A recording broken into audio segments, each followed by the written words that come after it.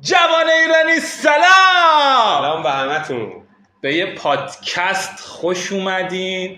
تو این پادکست میخوایم رازهای موفقیت رو به شما بگیم، چیزایی که پدر مادر، خواهر برادر، مدرسه، دانشگاه و خیلیا بهتون نمیگن. این مخصوص اصلا صحبتش نیست. این مخصوص تینیجر، رد سنی پایین که نمیخوان بیان 40 سال 50 سالشون بشه بعد تازه تجربه کنن چی خوبه چی بد.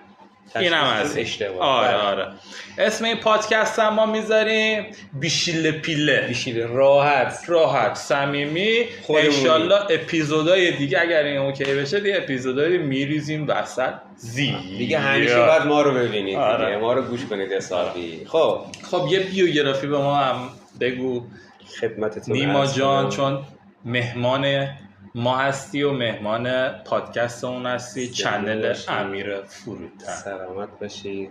خب منو که دیگه خیلی میشناسید. من که تو رو میشناسم، بچه‌ها نمیشناسن. آره با بچه‌ها صحبت کنم. من که دوست آقا امیرم. بعد خب تو حوزه‌های مختلف هنری بیشتر فعالیت دارم. درست. این اواخر حالا زدیم تو کار گویندگی و خیلی علاقه دارم که مستند بسازم، مستندهای خوشگل تو همونایی که میخکوبتون میکنه پای رسانه ها. خوشحالم که در خدمت شما هستم و آقا امیر گل. امیدوارم که صحبت‌های ما واقعا به درتون بخوره و مطمئنم به درتون خواهد خورد. خب آقا حالا بذار استارت کار سریع و سنگین بزنیم. بله. حالا طبق تجربه که من تو 30 سال سن تجربه کردم، خب کسی که بخواد موفق بشه اولین چیزی که براش نیازه شناخت. درست. خب این که آقا خودشو بشناسه دیگه. اصلا اولین بیس اینه که حالا تو هر سنی که هستی بیا با خودت خلوت کنی. حالا یکی شلوغی داره با خودت تنهاشی. آره این که مثلا خودتو پیدا کنی. چند مرد حلاجی حالا. آره بیای اون فلسفه زندگی رو بفهمی، متوجه بشی اصلا چرا اومدی به این کره خاکی، چرا متولد شدی. بله. خدا چرا آوردتت. بله 100%.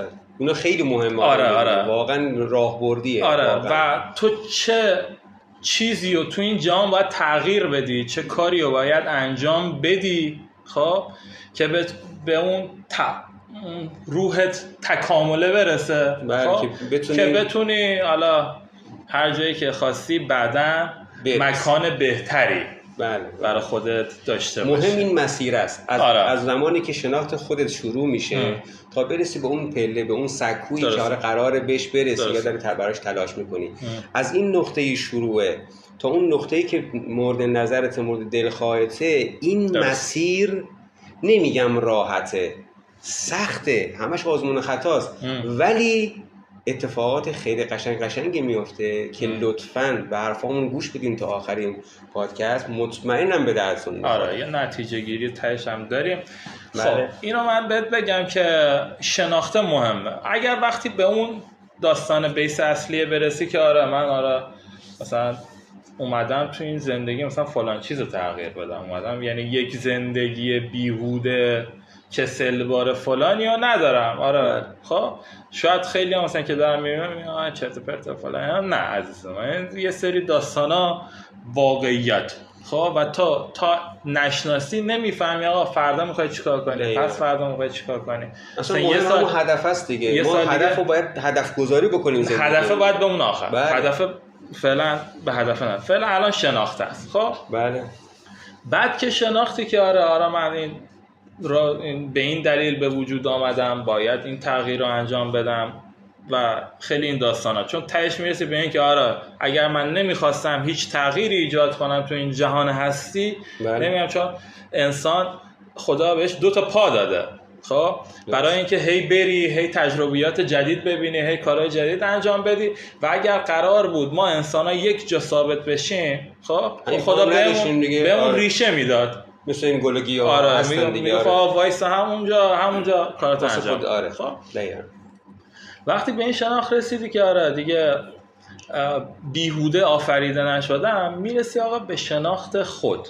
یعنی چی؟ یعنی آقا من امیر آقا مثلا به قهوه خوردن علاقه دارم، یا مثلا به گل و گیاه علاقه دارم، آقا به سفال علاقه دارم. بله آقا ممکنه هر کسی به یه چیزی علاقه داشته باشه. به گویندگی علاقه دارم. حالا شاید بگی آقا این داستانش چیه؟ خب کی ما پیشرفت میکنیم، کی ما پول در میاریم، کی ما داستانه، کی فلانه. اینا یه پروسه زمانی داره. خب بله. اصولا بهش میگن اثر مرکب. خب 100% یعنی تو ماه اول، تو سال اول، تو سال دوم سوم دیده نمیشه. خب ولی یه دفعه شاید تو سال چهارم ترکوندی از خیلی از رفیقای همسن و سال خودت زدی جلو و بقیه اومدن برای تو کار کردن. بهشون بگو که اگه دیده نشد قرار نیست امیدشون از دست بدن. آره. نه باید شما مصمم همچنان انرژی ادامه بدید تا برسید به اون حالا سالهای بعدش که بتونید اون چیزایی که مورد نیازتون رو کسب بکنید تو این راه. چون به این میگن استمرار. اثر مرکب چیزی که خیلی بهش تأثیر میذاره که نیست حالا من هر روز پرفکت ترین اون کار رو انجام بدم، ولی مهم اینه که آقا من وقتی خستم اون کار رو انجام بدم، وقتی حالم گرفته است اون کار رو انجام بدم، عشقم ولم کرده اون کار رو انجام بدم، نمرم کم شده اون کار، پول ندارم اون کار رو انجام بدم. اینا همه میرسه به اون شناخت. خب حالا آقا من یک چیزی رو دیدم که علاقه دارم بهش، توش من استعداد دارم. مثلا من میگم ساز زدن، مثلا من گیتار زدن رو دیدم استعداد دارم، 2-3 تا کلاس هم رفتیم، استادم تعریف کرد و فلانی حرفا، دیدم من خودم استعداد دارم. یعنی آقا حتی کسی هم بهم نگه، هیچ اجباری هم نباشه، پدر مادری فشار بیاره، استادی فشار، خودم میشینم با گوشه خودم بعضی تایما تمرینمو دارم. خب اینجا میرسیم آقا به اون استمراره. خب الان اینجا ببخشید من حالا میگم صحبتاتون، شما رسیدید به شناخت خودتون. آره. یعنی اول شما خودتون رو شناختید که آقا من علاقه دارم به این ساز، درست. و رفتید حالا کلاس رو طی کردید، سازتون رو تهیه کردید. حالا میرسیم به مرحله استمرار. الان باید شما استمرار داشته باشید تو ساز زدنتون، درسته. تا بعدش هم حالا باز میگیم بعدش چه قراره چه اتفاقی بیفته. خب این شد استمرار. خب و استمراره همون دقیقه اول، همون ماه اول، همون سال اول، همون چیز اول خودشو نشون نمیده. شاید مثلا تو با همون رفیقت که داری اونم هیچ تمرینی نمیکنه، با هم دیگه داریم میرین کلاس، هیچ تفاوت خاصی نبینی. خب یا احساس نکنی. این استمرار میفته مثل تصاعد میمونه دیگه، تصاعد ریاضی. تصاعد ریاضی دقیقاً 2 تا میشه 4 تا 4 تا میشه 8 تا، یه دفعه این عدد سنگین میشه میره بالا. خب مثل این میمونه. پس باید صبر داشته باشی. مهمترین اصل استمرار اینه که آقا همون چیزی که چند دقیقه پیش گفتیم دیگه، وقتی خسته ای کارتو انجام بدی، وقتی آقا ناراحتی کارتو انجام بدی، هر تایم لحظه باید انجامش بدی و اینو نذاری که الان مثلا من تو شرایطی نیستم که به بهترین شکل بشینم اون کارو انجام، ولی باز باید انجام بدی، حتی اگر تو بدترین شکل انجام بدی. به قول آقا امیر بهانه تراشی نکن. کارتو انجام بده. همین بود دیگه. آره باریکلا. خب بعد از استمرار میرسیم به یک اصل عجیب غریبی، خب که تو مالی ما خیلی باهاش مواجه میشیم. خب مالیمون چی بهمون میگه آقا وقتی تو میچسبی به یه کاری، میچسبی به یه حرفه‌ای، به یه شغلی، به هر چیزی که دوست داری، خب هیچ پولی در نمیاری ماها سالهای اول، هیچ درآمدی نداری، حتی از جیب خودت باید هزینه کنی که اون کارا رو عجیب خوردن رو دارید شما. خب از جیب خودت هزینه کنی که اون کارا رو انجام بدی. خب ولی وقتی تو اون کار حرفه‌ای شدی، خب بله، پول خودش میاد سمتت. یعنی اینجوری نیست که آقا بعد بگی نه فلان، به اون تاپ لوله که برسی، اون اثر مرکبه وقتی که اثر کنه دیگه پول خودش میاد. درآمده هست و جریان واقعا دیگه به یه نحوی دیگه اصلا عوض میشه. جریان زندگی کلا عوض میشه، ولی بازم نباید دست از تلاش برداری. اصلا نباید بگی خب دیگه من الان رسیدم دیگه اندش شدم دیگه الان وقتی اینی که من نه. هنوز باید تلاش کنی، هنوز باید زحمت بکشی تا موفق بشی. درخت هرچی بارش بیش سرش زیرتر. سرتون زیر باشه و موفق و پیروز باشه. یه اصل دیگه که هست، خب خیلی مثلا بچه‌ها میان میگن حالا بحث مالی و من نداریم و بل جیمبل فلانی حرفا، نیا کن تو اون حرفه‌ای که انتخاب میکنی، هر چیزی که حالا انتخاب میکنی، یعنی میبینی آقا اون استعداد درونی توش هست، خب نیا کن تو نباید همون اول کار به جنبه مالیش نگاه کنی، بگی آره مثلا من برم قهوه درست کنم، خب یا نه همون گیتار رو برای که من برم که پول در بیارم، من برم گیتار بزنم که آره مثلا همین 2 روز دیگه مثلا من بندازم آموزشگاه تدریس کنم، 2 روز دیگه مثلا برم کنسرت، این 2 روزا رو کنکل کنیم. خب اثر مرکب چجوری اثر میکنه؟ فکر کن آقا من و نیما با هم دیگه داریم میریم باشگاه، خب هر دوتا یک مربی رو داریم، هر دوتا یک تمرین رو داریم، هر دوتا توی باشگاهیم، توی فضاییم، توی شرایط جوییم، خورد و خوراکی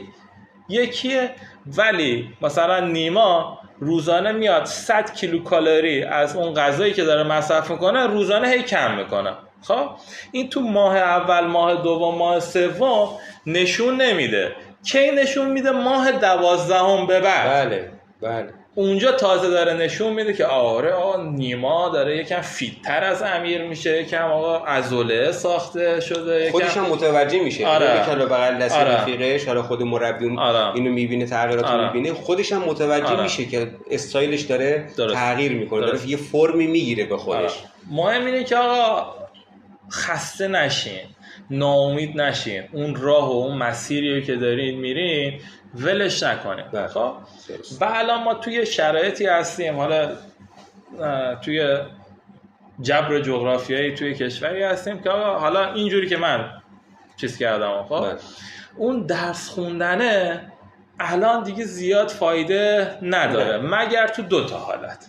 یکی این که پدر پولداری داشته باشی که بتونه تو همون رشته‌ای که خوندی ساپورتت کنه و بری موفق بشی، حالا فردا روز حالا مثلا بری تو اداره بابات جاش کار کنی، بری شرکت باباتو دست بگیری و این داستانا. خب یا یک فامیلی داشته باشی، بهش میگن پارتی، یه وصلی داشته باشی، خب که اون پارتی بگه مثلا برو مثلا رشته نفت بخون، من فردا میفرستم شرکت نفت، یا استخدام بشی شروع کار کنی، یا برو آقا مثلا مدیریت بخون، من بذارمت مدیر فلان شرکت. خب درس خوندن الان اینجا یعنی تو ایران منظورم، خب همچین حکمی داره. خب خیلی از بچه‌ها رو من دیدم، یعنی مثلا همون سن پایین مثلا 17 18 فلان یه حرفه‌ای رو انتخاب کردن رفتن توش، الان نسبت به اونی که هنوز کلی هزینه داده رفتن مثلا لیسانس رو گرفته، الان هنوز در به در دنبال کاره و خیلی چیزای دیگه، یارو بیشتر پیشرفت کرده. بله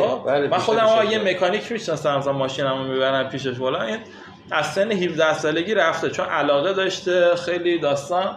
الان اون جوری داخل کارش حرفه‌ایه، خب که مثلا ماشین میبره پیشش میگه فلان ایراد داره فلان حرفا، اون دیگه حالا مثلا دستگاه و دیاگو میاگو این داستان نمیزنه، همون نگاه میکنه میگه 500 تومن عیبشو پیدا کرده، چون که از بچگی حالا از سن کم شروع به کار کرده، بعد مثلا حالا ممکن که نه 100% کناری استکاری بوده دیگه، خودش هم علاقه داشته، استای خوبی هم داشته، اینو چنان حرفه‌ای بار آورده بزرگش کرده که الان با چشم و با صدا حتی با بو تشخیص میده ایراد ماشین چیه. الان مثلا کاری یه دستگاه خودش داره انجام میده، بعد خود نمایندگی هم جالبه نمیتونن ایراد پیدا کنن، این بهتر از نمایندگی هم داره کار میکنه. و مهمترین چیز اینه که اون موقع شاید درآمدی نداشت، دستمزدی نداشت، اوستای میزد تو سرش، سخت بود کارش، تو آفتاب بود، تو فلان بود، تو داستان.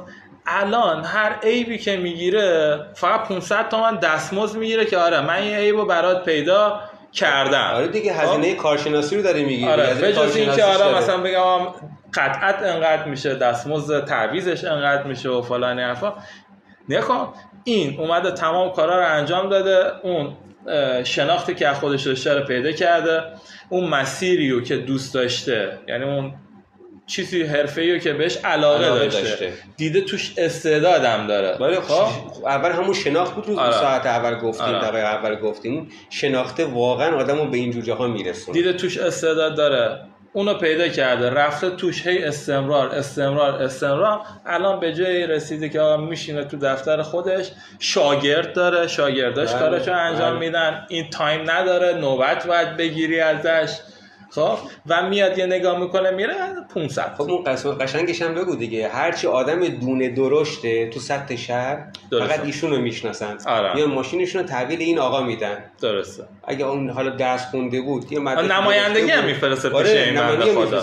حالا اومدیم درس خونده بود بی هدف، تازه الان کلی نمیخواست کار کنه دیگه، بالاتر اسنپ. نه خب همون اسنپ هم باید ماشین داشته باشه طرف. آره اونم راست میگه، اون ماشین هم نداشته باشه اسنپ هم نمیشه. الان پراید هم 200 تومن دیگه. خب و حالا حالا 200 تومن پراید بذاری کنار، کلی باید هزینه. الان دانشگاه آزاد ترمی چنده من نمیدونم، خیلی وقت درس دانشگاه آزاد هم که گرونه.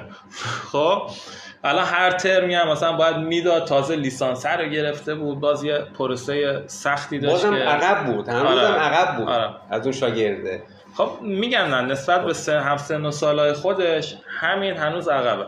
ما یک فامیلی داشتیم، این بنده خدا هی خانواده اصرار زیاد، آقا بیا پزشکی بود، تو باید دکتر بشی، تو باید پزشک بشی حتما، تو آمد نمیدونم تو پزشکی، چطوری دکتر، چطوری فلان، چطوری کار دیدیم قدیم اینجوری بود، هنوزم همینجوریه، خیلی جا همینجوریه. خب این بنده خدا آقا سال اول نیورد پزشکی رو نیورد. خب آقا با من در ارتباط بود، بابام نمیذاره، میگه فلان کنه، دوباره درس بخونه این داستانه، بیا یه حرکتی بزن، یه صحبتی با این پدر مادر من کن، چون هنوز یه سری خانواده اون طرز تو حتما با مهندس شی، تو حتما با دکتر شی، تحمیلی بود بیشتر. آره زوریه، تحمیلی بود. خب ما رفتیم با پدر این بنده خدا فامیلمون صحبت کردیم، گفتم اوکی 1 سال دیگه بزنین درسشو بخونه، پشت کنکور بمونه به اصطلاح، درس رو بخونه، در کنار اون ببین آقا این دخترت آقا به چی علاقه داره، یعنی این 18 ساله شده، تو الان میدونی چی علاقه داره؟ گفت من که میدونم این پزشکی علاقه داره. گفتم آقا بشین باهاش صحبت کن، پزشکی علاقه داره، اونو تو داری میگی، اونو تو داری میذاری تو دهنش، ببین آقا خودش چی میخواد. آقا دیگه گفت اوکی مثلا این 1 سال بذار درسشو بخونه، ببینه چه رشته‌ای میاره این داستانا، در کنار اون همزمان که تداخل ایجاد نکنه تو درس خوندن، بره دنبال اون چیزی که علاقه‌ای که داره، اون کاریو که دوست داره. خب همین هم شد. یه 3 ماه این رفت دوره همین کاشت ناخن این داستانا، فقط کاشت ناخن دیگه، بیز بیلک‌ها دیگه رشته ها شاخه زیرش نمید. خب کارش همین بود دیگه. آره کاشت ناخن. بعد فکر نکنم حالا وسایلش هم آنچنان گرون باشه، مثلا جای خاصی نیاز باشه، تو اتاق خودش شروع کرد مثلا به فامیلا، دختر خاله، دختر عمه، دوستی، رفیقی، این ور اون ور، شروع کرد مثلا هزینه پایین‌تر. خب با هزینه پایین‌تر شروع کرد همین کار رو انجام داد، همین پروسه رو انجام داد. بعد از یه مدت تونست آقا یک مکانی رو اجاره کنه، یعنی اون پولی که جمع کرده و تونست یه مکانی اجاره کنه که مختص کار خودش باشه، هم بزرگتر باشه، هم به صورت حرفه‌ای‌تر بتونه ادامه بده. همونجا رو اومد رفت جلو و رفت به سمت آموزش، شاگرد میگرفت، یعنی به همونام یه مبلغی از اونا میگرفت، بهش آموزش میداد، آره این اینجوریه اونجوریه، که اونا برن دوباره برای خودشون حرفه‌ای بشن و کار انجام بدن. خب و اونایی که میدید خیلی استعداد دارن تو این کار رو جذب خودش میکنن، میگه اگه علاقه داری بشینین همینجا با هم دیگه درصدی ما کار میکنیم. خب الان یه دونه از بزرگترین مراکز کاشت ناخن اینا تو استان مال این بانوه. خب این بانو هم الان خودش دیگه نیست تو مرکز زیبایی، همش سفر و این برا اون برا اون، بقیه دارن براش کار میکنن، یه جریانی داره از لحاظ مالی میاد سمت این سوداوریش شده همون شاگردا. آره سوداوری شده شاگردا دیگه، اون الان دیگه کار خاصی انجام نمیده. این استمرار است، این اون علاقه است، این اون حرفه است که تو باید پیداش کنی، بری دنبالش، جذبش کنی. و الان دیگه مهم نیست آقا کی مدرک آنچنانی داره، من انقدر پولدار فقیر دیدم، بله متاسفانه تو جامعه‌مون زیاد انقدر مدرک بالادار مثلا تحصیل کرده بی سواد من دیدم، انقدر از این چیزا دیدم دیگه مهم نیست. خب یه جنبندی هم بکنیم. آره یک جنبندی بکنیم که ببینیم داستان چی. نتیجه گیری این میشه: اول شناخت که خیلی مهمه. شناخت واقعا خیلی مهمه. آره. خودتون رو بشناسید. اگر که سخته براتون که خودتون رو بشناسید، خودتون رو محک بزنید، ببرید یه جایی تو محیط آزمون خطا، با خودتون فکر کنید. حتی من فکر کنم یه جایی هم مشاوره میدن دیگه. درست. آره. نخندین استعدادیابی فقط مخصوص بچه‌ها نیست. درست. ما آدم بزرگای خیلی زیاد داریم که کلی استعداد دارن ولی خب چه کشف نشدن، نرفتن دنبالش، نگفتن، نخواستن. حالا به عناوینی: یک، شناخت خودتون. دو، پیدا کردن استعدادته. بله. که آقا تو چه کاری تو استعداده، تو چه حرفه‌ای، تو چه هنری، تو هر چیزی که آقا تو هر حوزه‌ای، تو فکر می‌کنی. یعنی درآمده بسیاره، مخصوصا الان که تکنولوژی پیشرفت کرده و فضا مجازی هست زیاده. یعنی مغزتون رو بسته نگه ندارین که من فقط باید مهندس بشم، من فقط باید دکتر بشم. 1000 نفر 1000 جاهای مختلف دارن پول در میارن. سومی استمرار. استمرار زیاد، یعنی هیچ وقت امیدتو از دست نده. تو هر شرایطی اون چیزی که بهش علاقه داری و برو جلو. حالت هم بده، پولم نداری، هیچی هم صفری هم هستی، بازم برو جلو. فکر کنم واسه این جلسه همین ستایه. آره ستایه اوکی.